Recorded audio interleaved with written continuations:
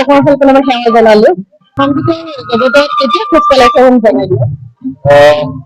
সৰুৰে পৰা একচুৱেলি আমাৰ এটা ঘৰুৱা পৰিৱেশ আছিলে আৰু ঘৰুৱা পৰিৱেশতে সংগীতৰ যেতিয়া আনুষ্ঠানিক শিক্ষা নহয় গাঁৱত মই বিশ্বনাথ চাৰিআলি এখন গাঁৱত জন্ম গতিকে গাঁৱৰ ভাওনা সবাহত যিবিলাক গীত মাত গোৱা হয় সেইবিলাকে জীৱনৰ আৰম্ভণি পিছত মই যেতিয়া মেট্ৰিক সম্পূৰ্ণ কৰিলো তেতিয়া মেট্ৰিক পাছ কৰাৰ পিছত মই বিশ্বনাথ চাৰিআলিলৈ আহিলো। বিশ্বনাথ চাৰিআলিত এগৰাকী গুৰুৰ ওচৰত শিকিছিলো। পৰৱৰ্তী সময়ত মই হাই ছেকেণ্ডেৰী কমপ্লিট কৰি গুৱাহাটীলৈ আহিলো। গুৱাহাটী নাইনটিত আহি পেলাই সংগীত মহাবিদ্যালয়ত মই আনুষ্ঠানিক শাস্ত্ৰীয় সংগীতৰ শিক্ষা গ্ৰহণ কৰিলো। অসমত গুৰুজনাই দি যোৱা বৰগীত নামঘোষা তাৰ উপৰিও আমাৰ যিবিলাক লোকসংগীত আছে গোটেই তিনিক যদি শুদ্ধ ৰূপত যোনেই নাগাওক যদি ৰাইজৰ মাজত উপস্থাপন কৰিব পাৰে সংগীত গুৰুজনাই দি যোৱা গীতসমূহৰ ওপৰত মই ওপৰত যোৱা গীত আছে বুলি মই আজিৰ সময়ত নাভাবো।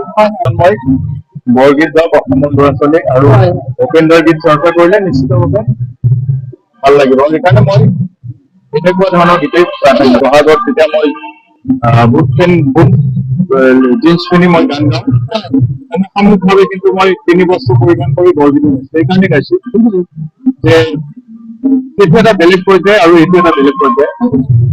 গতিকে বৰগীত বা আমাৰ অসমীয়া যিবিলাক থলুৱা গীত মাত সেই গীত মাত বিলাকক যদি আমি খুব সুন্দৰভাৱে যদি আমি নতুন প্ৰজন্মৰ মাজলৈ লৈ নাহো তেতিয়াহ'লে এটা সময়ত হয়তো এই স্থবিৰ হৈ যাব। সেইদৰে ধৰক আজি আমি বৰগীত গাওঁ, আজি অসমীয়া প্ৰতিগৰাকী ছোৱালীয়ে বৰগীত গাব পৰা হৈছে। এইটো অকল যিটো সত্ৰৰ যিটো আগৰ যিটো পৰম্পৰা আছিলে সেই মহিলাসকলে আজিকালি বৰগীত পৰিৱেশন কৰিব পৰা হৈছে। গতিকে এটা সময়ত যদি আমি নতুন প্ৰজন্ম বা আমি প্ৰজন্মক যদি গীতবিলাকৰ যদি আমি তেওঁলোকক আকৃষ্ট নকৰো তেতিয়াহ'লে এইটো চৰ্চা কমি যাব। বেলেগ ধৰণৰ এটা ষ্ট্ৰাগলৰ মাজত মোৰ জীৱন হৈছে। এই সময়ত মই কোনো ধৰণৰ জ্যোতিষ শাস্ত্ৰ বিশ্বাস কৰা নাছিলো।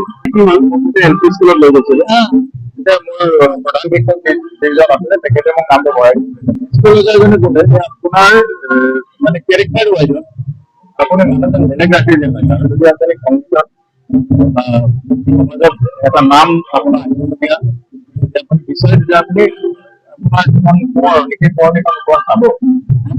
মই ঘৰত গ'লো, ঘৰত গৈ চালো মোৰ নাম বিনোদ আৰু বিদ্যাসাগৰ লিখা আছে।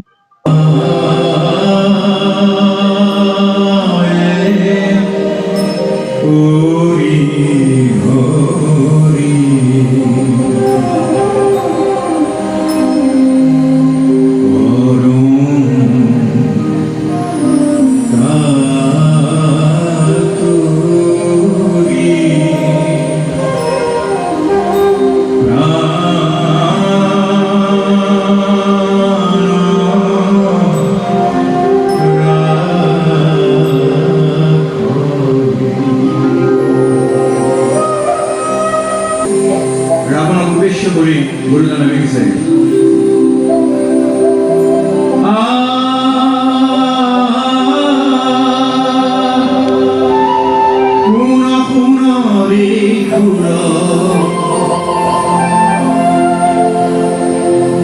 বৈৰি প্ৰমাণ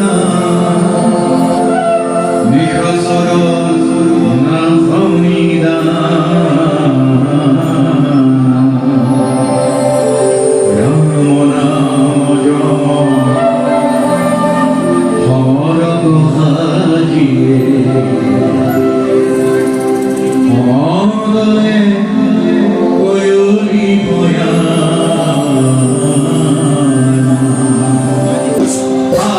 প্ৰকট কৌতুক